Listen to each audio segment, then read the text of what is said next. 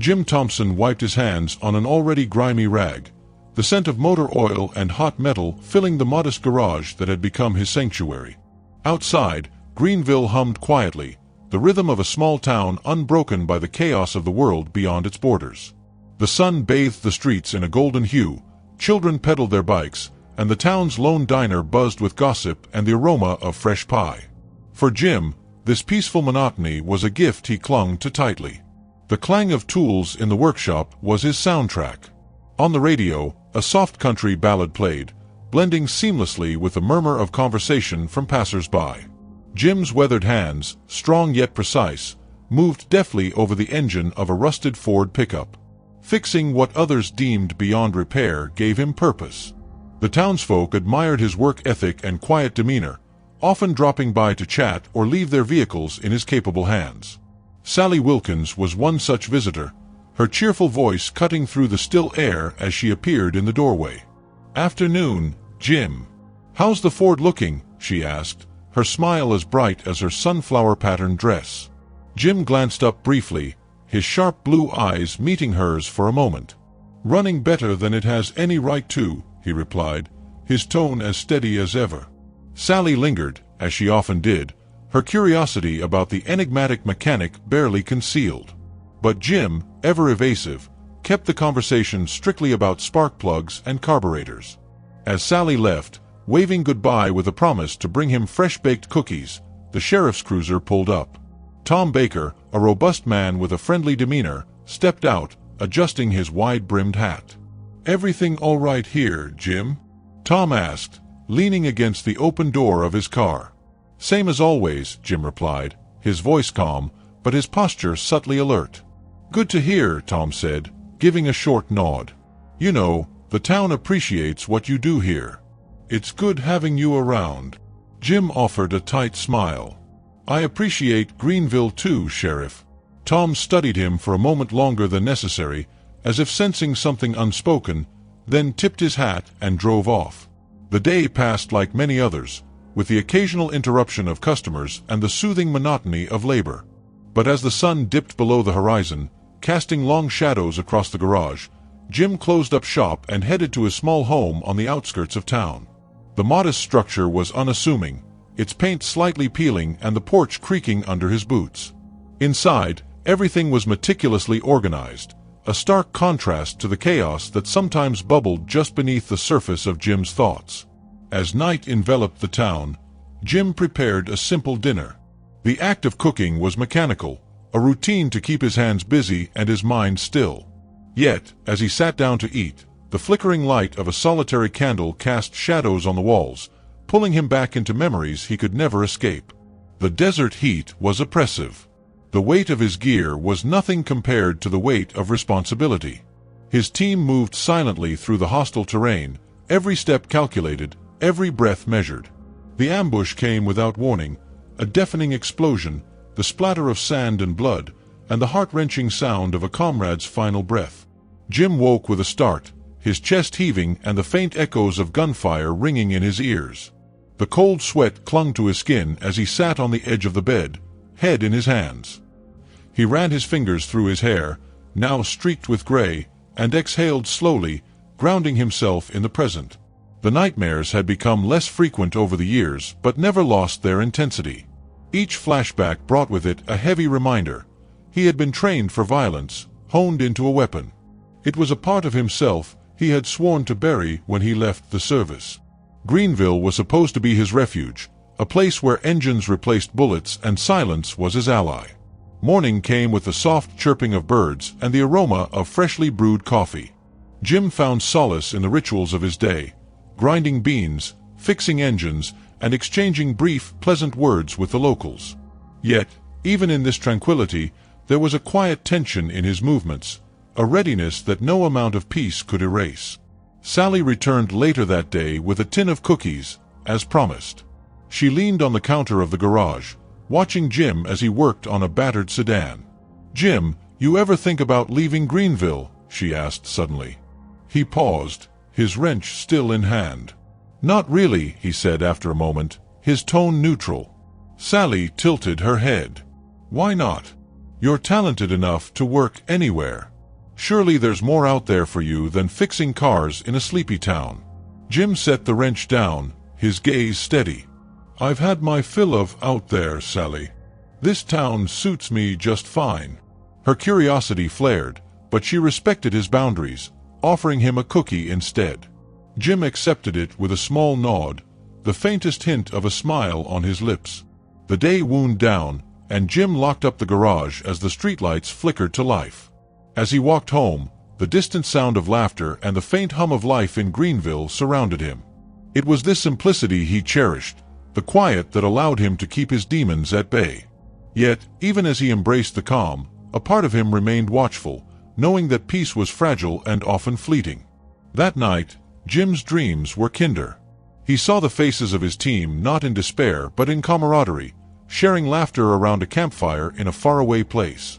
But as dawn broke, the shadow of his past lingered at the edges, an unspoken promise that the quiet life he had built could be shattered at any moment. The air in Greenville carried an unusual weight that morning, though most of its residents couldn't quite pinpoint why.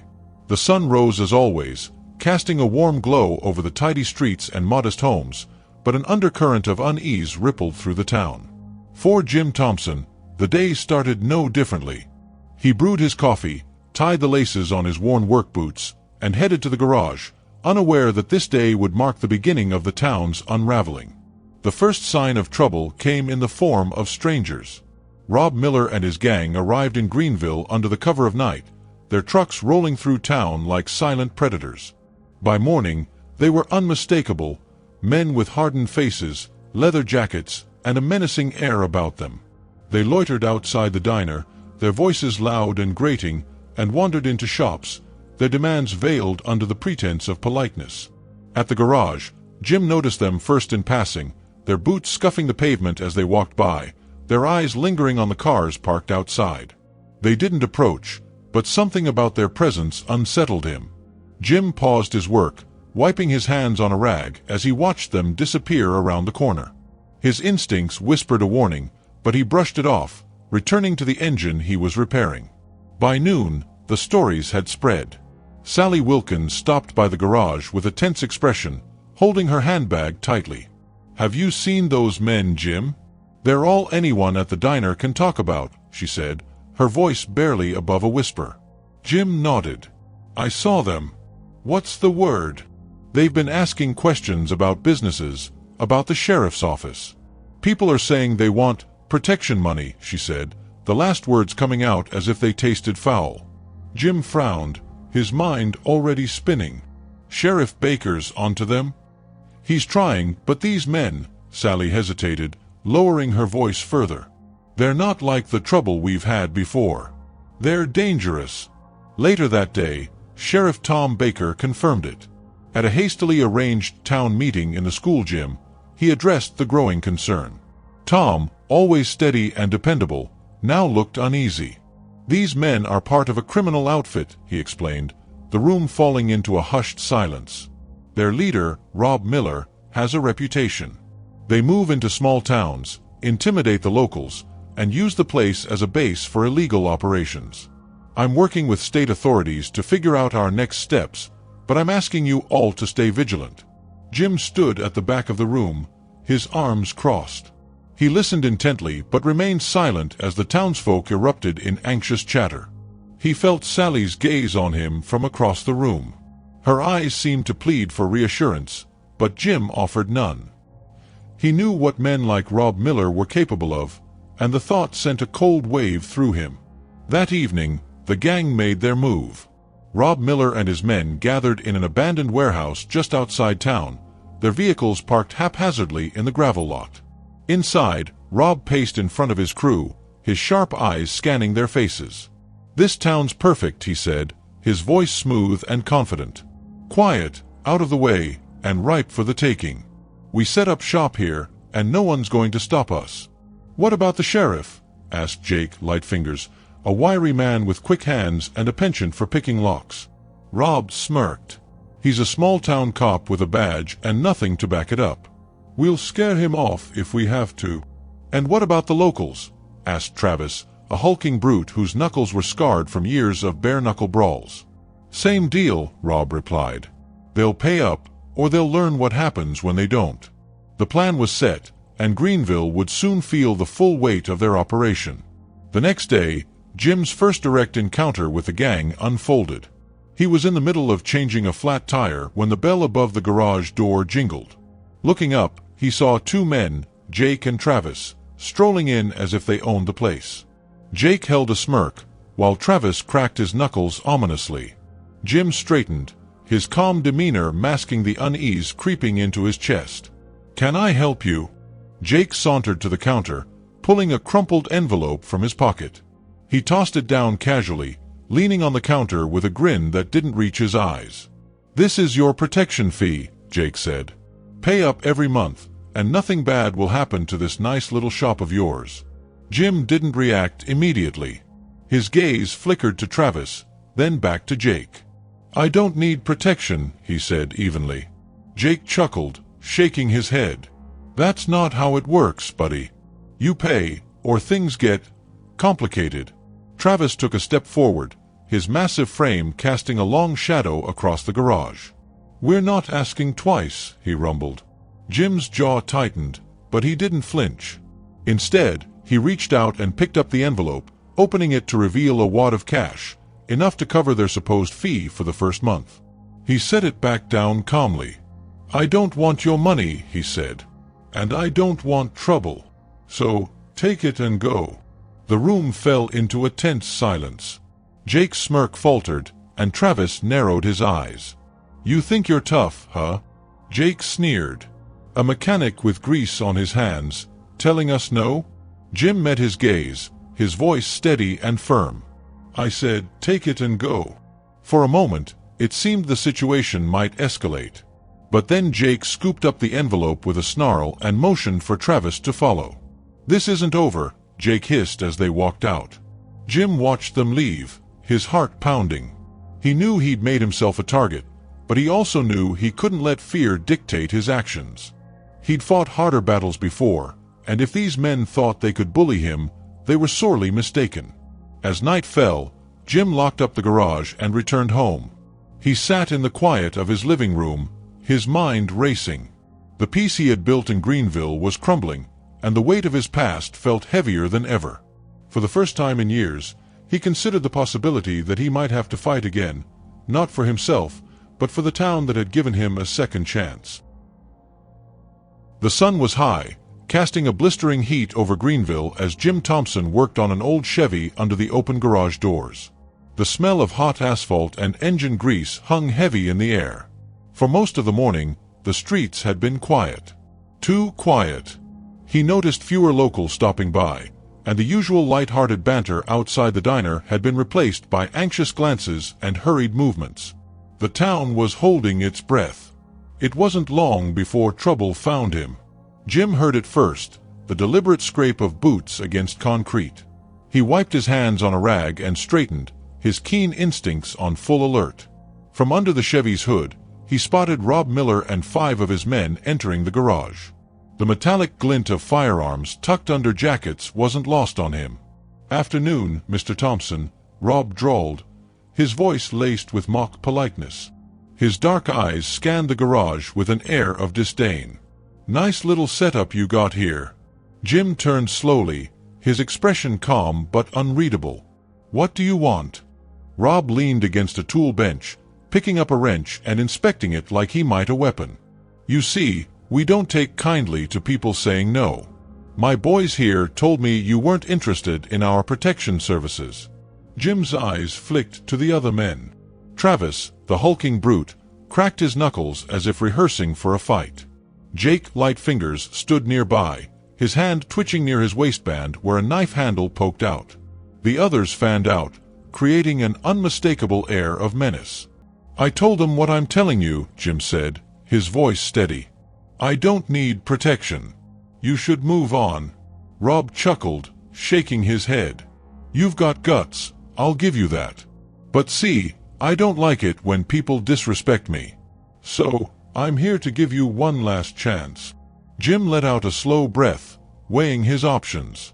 Violence was a road he had sworn never to walk again, but he also knew that appeasement would only invite further aggression. "You've made your point. Now leave." The room went silent, the tension thick enough to cut with a blade. Travis stepped forward, his massive frame blocking the light streaming through the garage door. "I don't think you understand how this works," he growled, reaching for Jim's shirt. Time seemed to slow as instincts Jim had spent years suppressing took over. He sidestepped the grab with precision, catching Travis's arm and twisting it with a sharp movement that sent the big man crashing into the tool bench. The wrench clattered to the floor, and Travis let out a pained grunt as he clutched his shoulder. The garage exploded into chaos. Jake lunged, but Jim was already moving. He sidestepped the smaller man's wild swing and delivered a precise strike to his ribs, sending Jake staggering back, gasping for air. One of the other men drew a knife, lunging forward with practiced aggression. Jim snatched a tire iron from the nearby workbench and parried the attack, using the momentum to slam the man's hand against the hood of the Chevy. The blade clattered to the ground. Two more men advanced at once. Jim dropped low, sweeping the legs out from one before delivering a swift kick to the other's knee. The crunch of cartilage echoed in the garage, and the man crumpled to the floor with a scream. Rob, who had been watching with mounting disbelief, finally reached for his gun. But Jim was faster. Before Rob could draw, Jim grabbed the tire iron again, hurling it with unerring accuracy. The improvised weapon struck Rob's hand, sending the gun skittering across the concrete floor. Rob clutched his injured hand, his expression a mix of pain and fury. "Who the hell are you?" he spat. Jim stepped forward, his calm exterior masking the adrenaline surging through him. "I'm the man you shouldn't have messed with." The gang members still standing scrambled to help their fallen comrades, dragging them toward the door. Rob glared at Jim, his teeth bared in a snarl. "This isn't over, Thompson. You just made the biggest mistake of your life." Jim watched them retreat, his breathing steady despite the chaos that had just unfolded. As the sound of their vehicles faded, he closed the garage doors and leaned against the wall, his hands trembling slightly. He hadn't wanted this fight, but it had been inevitable. He spent the next hour cleaning up the mess, wiping blood from the concrete floor and resetting overturned tools. The physical labor helped calm his mind, but he knew the confrontation was far from over. Rob Miller wasn't the kind of man to take humiliation lightly. He would return, and next time, it wouldn't just be for intimidation. As evening fell, Jim sat on his porch, staring out at the quiet street. The peaceful facade of Greenville felt like a fragile shell, one that could shatter at any moment. His mind raced with possibilities: how to protect the townsfolk, how to prepare for what was coming. For the first time in years, he found himself thinking like the man he used to be. The next morning, word of the fight had already spread. Sally Wilkins showed up at the garage, her face pale with worry. "Jim, is it true?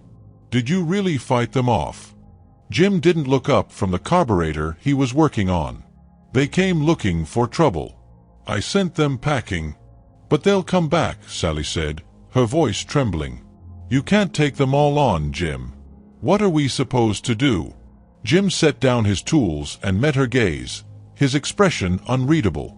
"We'll do what we have to." As Sally left, Sheriff Baker arrived, his face grim. He stepped into the garage and closed the door behind him. "Tom," Jim greeted, his tone neutral. "Jim, I need the truth," the sheriff said. "Who the hell are you?" Because no ordinary mechanic fights off 6 men without a scratch. Jim hesitated, then sighed. "I'm just a guy trying to live a quiet life, Tom. That's all." The sheriff stared at him for a long moment before nodding. "All right, but if they come back, you'd better let me handle it. This town's been through enough." Jim didn't reply. He knew the sheriff meant well, but Rob Miller and his gang weren't the kind of trouble the law could handle alone. As Tom left, Jim returned to his work, his mind already crafting a plan. He had tried to leave his past behind, but it was clear now that Greenville needed the man he used to be. The sun barely crept above the horizon when the news of Jim's clash with Rob Miller and his men spread across Greenville like wildfire. Gossip swirled in hushed tones at the diner, in the grocery store, and even at the small church on the edge of town. Everyone had a version of the story, some exaggerated, others strangely accurate, but all centered on the reclusive mechanic who had stood up to a gang that most feared would tear the town apart. At the heart of it all, Jim Thompson remained quiet, his demeanor unchanged. He worked tirelessly in his garage, though fewer customers came by, their unease palpable. When Sally Wilkins arrived in the early afternoon with her usual bright smile dimmed by concern, she found Jim replacing a cracked manifold on an old pickup. "Jim," she began softly, standing hesitantly by the doorway. "People are saying all sorts of things. That you're some kind of secret agent or a soldier." Jim paused, tightening a bolt before glancing at her. "People love a good story," he said, his voice calm. "Let them talk." Sally stepped closer, her curiosity battling with worry. "But is it true? You didn't just fight off those men by chance. There's more to you than you let on." Jim wiped his hands on a rag, his sharp blue eyes meeting hers for a moment. "The past is the past, Sally. What matters now is keeping this town safe." Her breath caught, a chill running through her. "You don't think they'll stop, do you?" "They won't," Jim said firmly. "Not until they've had their way or someone stops them for good." That evening, as twilight descended over Greenville, Sheriff Tom Baker knocked on Jim's door. Jim invited him inside, where the faint smell of coffee lingered in the air. Tom took a seat at the small kitchen table, his hat resting on his lap. "Jim, we've got a problem," Tom said without preamble. "Miller's regrouping. I've gotten word from a friend in the next town over. He's calling in reinforcements." Jim leaned back in his chair, his expression unreadable. "How many?" "Too many for my small department," Tom admitted. "These men are armed and dangerous. I've already reached out to state authorities, but they're slow to move. Greenville might not have that kind of time." Jim studied the sheriff for a long moment. "What do you need from me, Tom?" "I need to know if there's more to you than just fixing cars," Tom said, his voice low but steady. "Because right now, it seems like you're the only one who can stand up to them." Jim's jaw tightened. The weight of the sheriff's words pressed on him, stirring memories he had fought hard to bury. Finally, he nodded.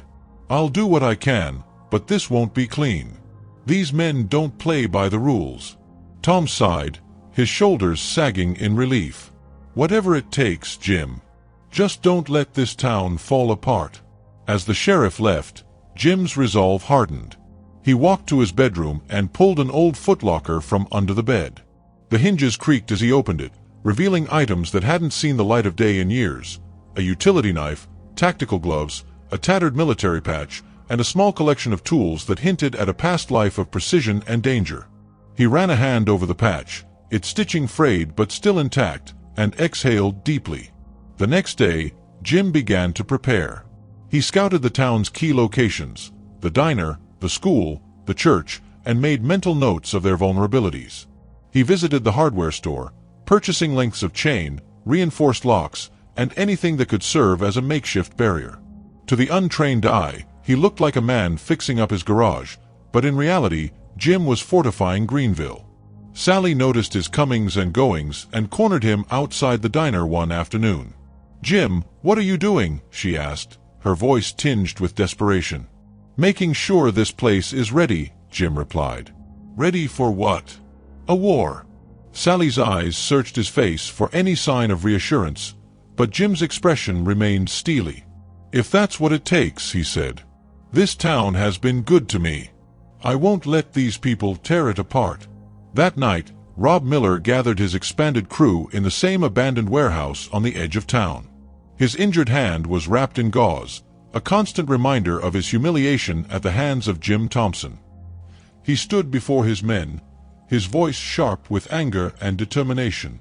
"This mechanic thinks he's untouchable," Rob growled.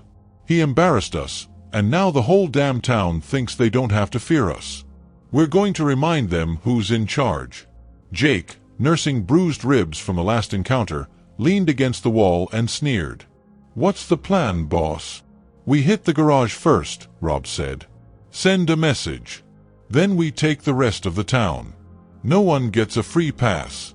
By the time Jim returned home from another long day of preparation, the tension in the air was suffocating. The lights in his small house cast a faint glow on the porch as he sat outside, his gaze fixed on the empty road. He didn't need to hear the approaching vehicles to know they were coming. His instincts told him it would be soon. When the first truck rumbled into view, headlights piercing through the darkness, Jim rose to his feet. He stepped off the porch and into the driveway, his silhouette illuminated by the glare. 4 trucks followed, each packed with men, their voices carrying on the wind. Rob stepped out of the lead truck, his men fanning out behind him. "You had your chance to play nice, Thompson," he called, his voice dripping with malice. "Now it's time to pay." Jim didn't flinch. His voice was calm but firm. "This is your last warning, Miller. Turn around and leave." Rob laughed, the sound echoing into the night. "You don't get it, do you? I don't take orders from some washed-up grease monkey." Jim's hands clenched at his sides. The line had been drawn, and there was no going back. The night air buzzed with tension, Greenville's usual serenity shattered by the rumble of engines and the hushed whispers of townsfolk peering from behind curtains. Jim Thompson stood alone in the driveway of his small home, his figure lit by the harsh glow of headlights. Rob Miller and his gang spread out in front of him, their faces a mixture of mockery and menace. The soft scrape of boots on gravel was the only sound as they advanced. "You've got guts, Thompson," Rob said, stepping forward with his injured hand cradled against his chest. "But guts won't save you tonight." Jim's face remained unreadable, his posture calm but alert. He scanned the group methodically, counting 8 men. They were armed, pistols visible on their hips, knives glinting under the headlights. He recognized Travis towering near the back, his bulk unmistakable even in the shadows. Jake lingered nearby, his sharp eyes darting around like a predator searching for weaknesses. Jim stepped forward, the movement drawing all eyes to him. "This is your last chance," he said, his voice low and firm. "Leave now, and no one gets hurt." Rob's laughter echoed through the stillness, cold and humorless. "Hurt? You don't seem to understand. We're not just here for you. We're here to take this town, and you're the only thing in our way." The moment hung heavy in the air, the unspoken threat thickening the atmosphere. Jim's hands flexed at his sides, his mind racing through every tactical scenario. He hadn't wanted this fight, but it was clear there was no avoiding it. Rob nodded to Travis, who moved forward with a smirk, cracking his knuckles as he approached. "Let's see if the mechanic still has some fight left in him." Travis lunged, his sheer size making him a formidable opponent. But Jim sidestepped the charge with practiced precision, delivering a sharp strike to the back of the man's knee. Travis staggered but didn't fall, spinning around with surprising speed. He swung a massive fist, narrowly missing Jim, who ducked and retaliated with a swift elbow to the side of Travis's head. The blow sent the giant stumbling into one of the trucks, the metal creaking under his weight. Before Travis could recover, the others sprang into action. Jake was next, a blade flashing in his hand as he closed the distance. Jim moved quickly, grabbing a nearby metal rod from the ground and using it to deflect the knife's thrust. The clash of metal against metal rang out, and with a calculated twist, Jim disarmed Jake, sending the knife clattering to the gravel. He followed up with a strike to Jake's ribs, knocking the wind out of him. Gunfire erupted, shattering the night. Rob's men opened fire, the muzzle flashes lighting up the dark street. Jim dove behind a rusted barrel, the sharp scent of gunpowder filling the air. Bullets tore through the quiet, shattering windows and embedding themselves in walls. Jim crouched low, his breathing steady despite the chaos. He had prepared for this. Across the street, a faint signal flickered. Sheriff Tom Baker and 2 deputies emerged from their cover, armed and ready. They opened fire on the gang, their shots calculated and precise. The gang's focus shifted as they realized they were no longer the only ones armed. Jim used the distraction to his advantage. He darted from his cover, moving with the agility of a man half his age. He tackled one of the gunmen to the ground, disarming him with a swift twist of the wrist and a calculated strike to the temple. The man crumpled, unconscious. Rob shouted orders, his voice desperate. "Stay together. Take them out." But the gang was faltering. One by one, they were either incapacitated or forced into retreat. Travis, now recovered, charged again, his roar echoing down the street. Jim met him head-on, using the metal rod to deflect a wild swing before delivering a powerful strike to the side of Travis's knee. The big man collapsed with a guttural cry, unable to stand. Across the street, Tom and his deputies had pinned down 2 more gang members. The sheriff's shotgun barked, sending one man scrambling for cover. The other tried to run but was intercepted by one of the deputies, who tackled him to the ground. Rob was the last man standing, his face twisted in rage and desperation. He reached for his pistol, his injured hand shaking as he aimed at Jim. Time seemed to slow as the 2 men locked eyes. Rob pulled the trigger, but the shot went wide, the pain in his hand making his aim unsteady. Jim didn't hesitate. He closed the distance in a flash, disarming Rob with a precise strike to his wrist. The pistol fell to the ground, and before Rob could react, Jim had him pinned against the hood of the nearest truck. "It's over," Jim said, his voice cold and final. "Call it off, or you won't walk out of here." Rob sneered, blood dripping from his lip. "You think you've won? You don't know who you're messing with." Before he could say more, Tom appeared, his shotgun leveled at Rob. "I'd say he knows exactly who he's dealing with," the sheriff said. "And so do I." With the deputies rounding up the remaining gang members, Tom cuffed Rob and read him his rights. The man spat curses, his bravado fading as the reality of his defeat set in. As the sun began to rise, Greenville fell silent once more. The gang's vehicles, riddled with bullet holes and their tires slashed, sat abandoned in the middle of the street. The townsfolk slowly emerged from their homes, their expressions a mixture of relief and awe as they took in the scene. Jim stood in the middle of it all, his clothes torn and his hands bloodied but steady. Sally approached cautiously, her face pale but determined. "You did it," she said softly. "You saved us."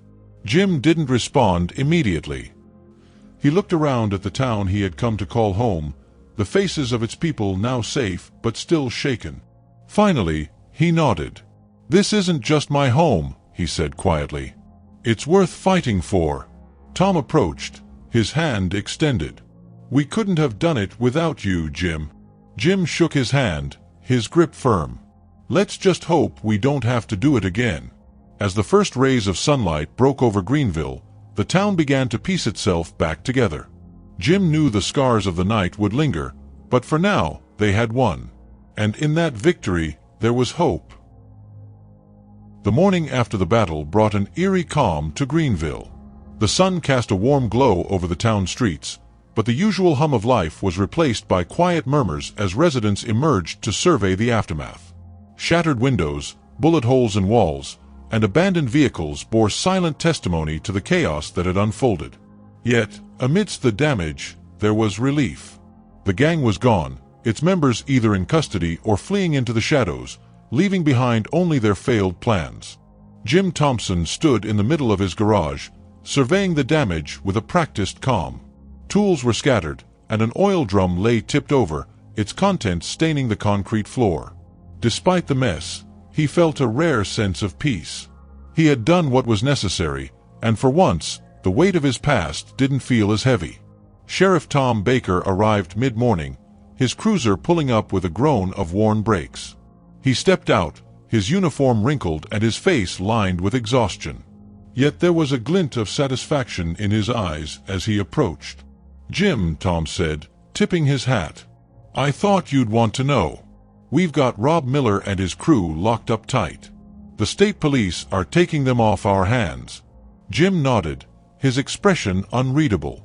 "Good. That should keep them from trying anything else." Tom hesitated, studying the man who had become the town's unlikely savior. "You did more than anyone could have asked.